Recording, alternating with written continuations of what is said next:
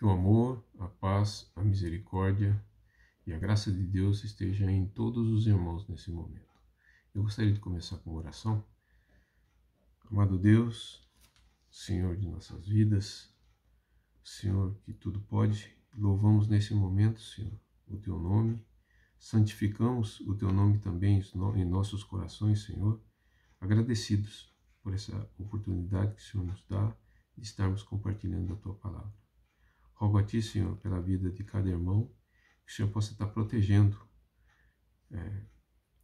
cada irmão, cada membro desse Teu corpo, assim como o Senhor protegeu no passado os hebreus que viviam no Egito na época das pragas, preservando-os em Gósen, Senhor. Que os irmãos, que a Tua igreja, que a Tua família seja preservada também de todos esses problemas que estão sendo enfrentados nesse momento. Rogo a Ti também que o Senhor possa estar me usando, Senhor, para trazer a Tua palavra, a Tua vontade para as nossas vidas. E, mais uma vez, Senhor, que o Senhor possa estar olhando por cada um, que o Senhor possa estar tomando em Tuas mãos os problemas que cada um vive e dando, Senhor, paz que vem de Ti. Por tudo isso agradecemos em nome de Jesus. Hoje eu queria compartilhar com os irmãos acerca de sementes e semeadura. Antes, eu queria também compartilhar com os irmãos duas coisas que são interessantes de serem observadas e que o Senhor tem chamado minha atenção ao longo do tempo e ultimamente isso tem sido mais frequente. A primeira coisa, que a Bíblia, a Palavra de Deus, ela na verdade tenta descrever coisas espirituais e sobrenaturais usando coisas materiais e naturais. Então é difícil, às vezes, a gente na leitura da Bíblia discernir exatamente o que o Senhor está querendo falar conosco. Então, para isso, a gente precisa realmente da atuação do Espírito Santo que está em cada um de nós. Essa é a primeira coisa.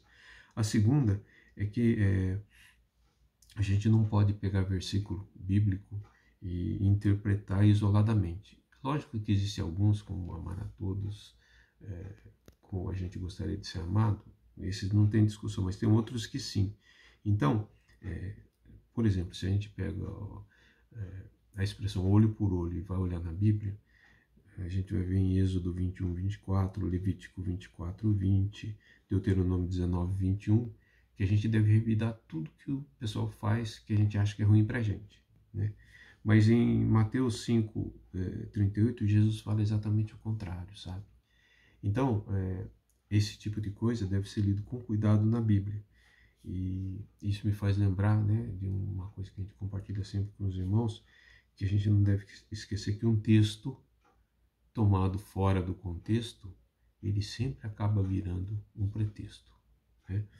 Bom, voltando à parte de sementes, na verdade ela pode ser interpretada de duas formas.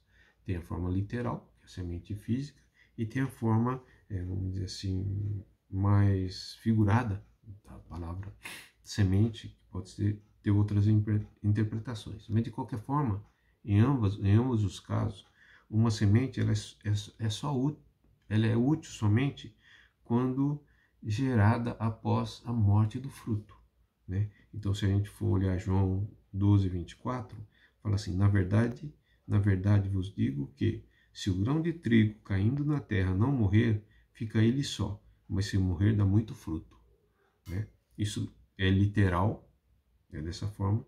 E, na verdade, em João 12, 24, Jesus está falando isso na forma também figurada, no sentido de semente da palavra de Deus, né? Então, uma semente, quando é plantada em terreno adequado, em terreno fértil, ela germina, cresce e dá frutos, tá? E pode ser útil também dando abrigo, pode ser útil mantendo a vida, uma coisa que a gente não nota, mas as sementes que geram essas árvores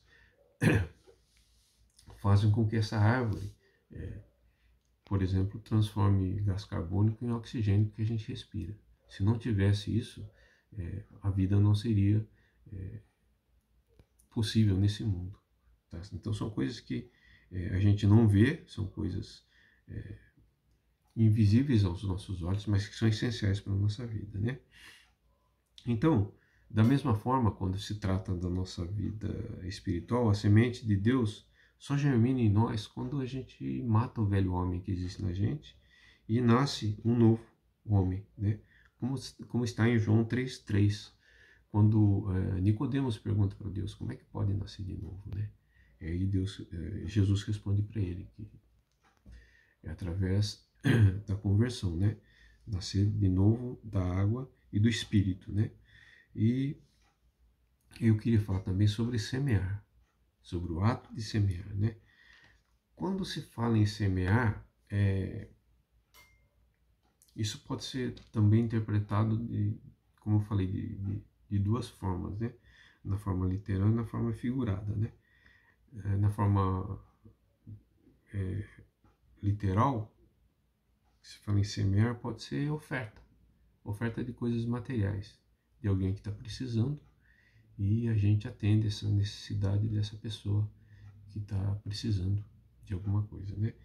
Pode também ser na forma de dízimo, né? Dízimo para a igreja, que atende os membros do seu corpo que eventualmente tem algum tipo de necessidade premente. Isso acontecia na, na igreja primitiva, né? Onde realmente todos se ajudavam e nada era de alguém em particular, mas tudo era da comunidade, né? E pode ser interpretado também como o semear da palavra de Deus, né? E é justamente esse semear da palavra de Deus que eu gostaria de ler o texto base da nossa conversa de hoje, né? Que está em Mateus capítulo 13, versículos do 19 ao 23. Diz assim a palavra do Senhor: A todos os que ouvem a palavra do reino e não a compreendem, vem o maligno e arrebata o que lhes foi semeado no coração. Este é o que foi semeado à beira do caminho. O que foi semeado em solo rochoso, esse é o que ouve a palavra e a recebe logo com alegria, mas não tem raiz em si mesmo, sendo antes de pouca duração. Em lhe chegando a angústia ou a perseguição por causa da palavra, logo se escandaliza. O que foi semeado entre os espinhos é o que ouve a palavra, porém os cuidados do mundo e a fascinação das riquezas sufocam a palavra e fica infrutífera. Mas o que foi semeado em boa terra é o que ouve a palavra e a compreende. Este frutifica e produz a 100, e 60, a 60 e a 30 por um. Essa é a interpretação da parábola do semeador, né? Na verdade, na primeira parte desse capítulo 13, fala dos diversos tipos de terreno nos quais o semeador jogou a semente, né? E aí tem um paradoxo que, assim, nós somos ao mesmo tempo, aparentemente, esse local onde foi lançada a semente e também depois o semeador. Quando é lançada a semente em nós, em muitos casos, né, nós somos realmente como a beira do caminho, né, que a gente recebe a palavra, mas vem o diabo e tira essa palavra. E assim por diante nessa interpretação. Agora, o interessante observar é que isso não... Eu falo que existe esse paradoxo porque a gente tem o péssimo costume de achar que a gente sempre é um terreno bom, né? Que recebe a palavra, que entende. Mas, assim como na vida secular, na vida natural, a terra ela precisa ser trabalhada, sabe? Ela precisa receber insumo para que continue sendo uma terra fértil. Então, com o decorrer do tempo, com muito uso, a tendência dessa terra é degradar. Então, o que é necessário para essa terra é colocar nutrientes como adubos, como esterco, para que essa terra continue sendo produtiva. Assim também é na nossa vida espiritual. Constantemente a gente tem que aprender coisas novas na palavra, ouvindo, lendo, meditando e mantendo essa terra fértil para que o Senhor vá cultivando coisas novas, produtos novos nas nossas vidas, né? Então, como disse, é um paradoxo no sentido de que, ao mesmo tempo que a gente é esse terreno, a gente tem que semear, né? Agora, em Gálatas 6,7, fala assim, ó, não erreis, Deus não se deixa escarnecer, porque tudo o que o homem semear, isso também ceifará. Ou seja, se a gente semeia coisas boas, contando a palavra do Senhor, a gente vai colher coisas boas. Se a gente semeia coisas ruins, que é o pecado, né? A gente vai colher coisas ruins, né? A Bíblia diz isso e é bem clara nisso. E a gente tem vários exemplos da Bíblia também que confirmam esse tipo de coisa, né? Que o pecado, na verdade, é perdoado, mas as consequências do pecado permanecem, né? E a gente tem que conviver com elas ou, vamos dizer assim, aceitar que nós somos realmente produto, nós somos consequência das nossas escolhas, né?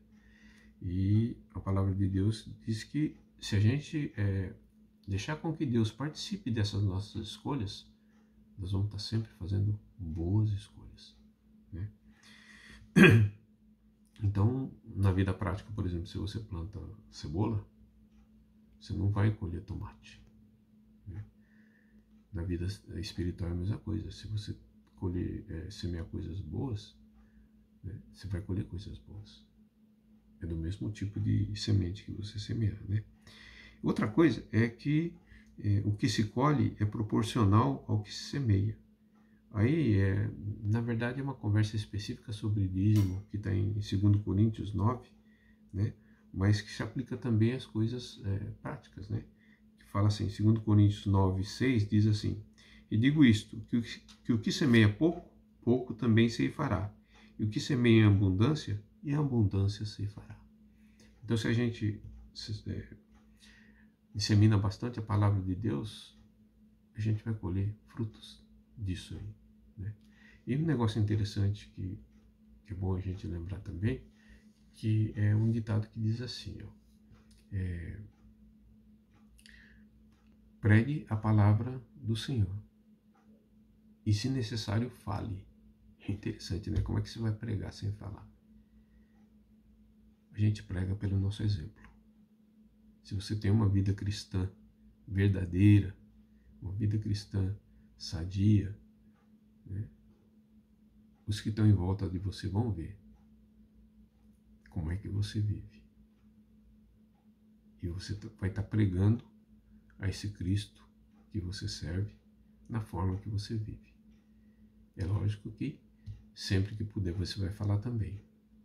Mas não adianta você viver de uma forma e falar de outra, que as pessoas vão olhar e falar, puxa, o que é que ele está falando, né? Tá certo?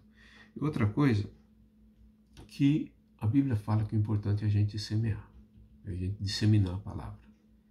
O Lucas falou alguma coisa disso, acho que foi na quarta-feira passada, né? Que a gente tem uma missão. Tem uma missão individual e tem uma missão que é de todo mundo, que é essa de disseminar a palavra do Senhor, né? E a gente deve descansar também no sentido de que a gente semeia, outros tratam e outro faz o desenvolvimento. Isso está em 1 Coríntios 3,6. É Paulo falando. Ele fala, eu plantei, Paulo. Apolo regou, mas Deus deu crescimento. Então a nossa parte é pregar. Quando necessário, cuidar também. Quando necessário e possível, cuidar também, regar. Mas quem vai dar crescimento é Deus. E a gente deve descansar nisso, né? E para quem faz isso, né, 2 Coríntios 9:10, ainda naquela parte que eventualmente pode ser usada como dízimo, diz assim que Deus provê semente e frutos. 2 Coríntios 9:10 fala assim, ora, aquele que dá a semente ao que semeia, também vos dê pão para comer, e multiplique a vossa sementeira, e aumente os frutos da vossa justiça. Então Deus diz que se você semear, nada vai te faltar também. E além de tudo, que Ele vai multiplicar a sua sementeira e vai aumentar os frutos da vossa justiça, né? E a pergunta que fica para a gente, né, é assim, tá bom, eu vou semear, mas qual é a consequência disso, né? O que eu vou colher, né?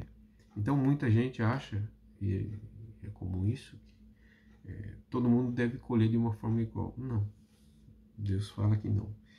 No último versículo aqui desse capítulo 13, no versículo 23, que eu li, que fala assim, ó: mas o que foi semeado em boa terra é o que ouve a palavra e a compreende. Este frutifica e produz a 100, a 60 e a 30 por um. Então o Senhor tem uma finalidade para cada um de nós. A gente vai converter 100, 60, 30. Deus é que sabe. Então a gente não deve se preocupar com isso também.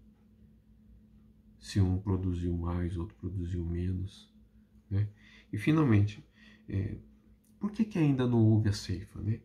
Isso está bem claro em Mateus 13:30. Fala assim: deixar crescer juntos, no caso o trigo e o joio, até a ceifa. E por ocasião da ceifa, direi aos ceifeiros: colhei primeiro o joio e atai-o em molhos para o queimar, mas o trigo ajuntai-o no meu celeiro. Então que a gente seja trigo, nesse versículo de Mateus 13:30, né? Então o que eu queria compartilhar com os irmãos hoje é isso, né? Sobre a gente realmente disseminar a semente, né? E não se preocupar com o resto, que o resto é Deus que vai cuidar, ou outras pessoas vão estar ajudando nisso, né? E quem planta, colhe, e colhe o que planta, né? E que Deus vai estar provendo sempre cuidado para crescimento, enquanto a gente é semente ou enquanto a gente é solo fértil. E a gente normalmente somos as duas coisas durante a nossa vida, né?